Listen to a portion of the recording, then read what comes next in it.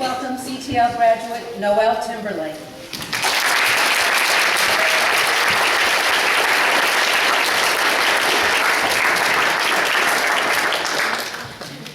It never stops being now.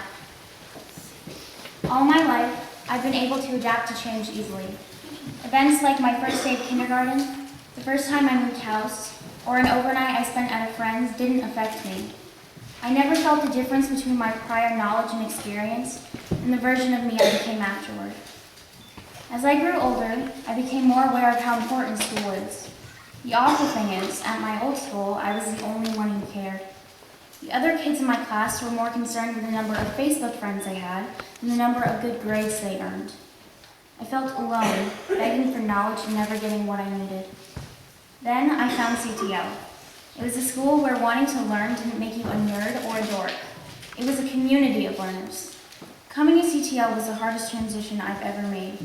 The amount of change was almost too much to even comprehend. My first day of school felt like a small eternity. I had a lot to remember. We read a new poem every day, we do self-evaluations and create a portfolio every trimester, and no, you do not have to ask to go to the bathroom. All these little changes added up, and I was overwhelmed. But the thing I was most nervous about was writing my first poem. Every student here has been writing poetry since kindergarten. I had been writing prose since kindergarten. I had no idea what alliteration meant or what a caesura was. Most importantly, I had no idea how to write what I wanted to say and not what was assigned. It took me 2 weeks to write that first poem. Then, I took a breath and understood that I was a poet.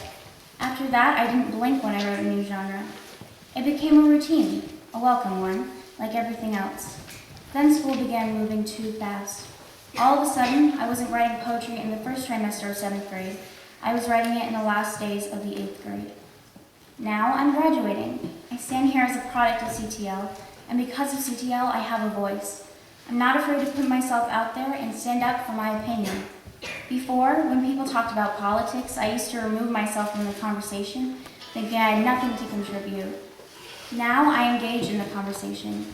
I know that after I leave here, I will still follow the current events of our world.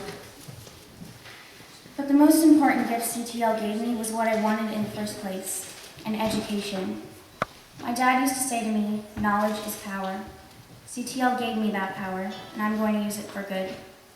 Most importantly, I have to thank my friends. I can never repay you for what you guys have given me. You've accepted me for who I am, farts and doll.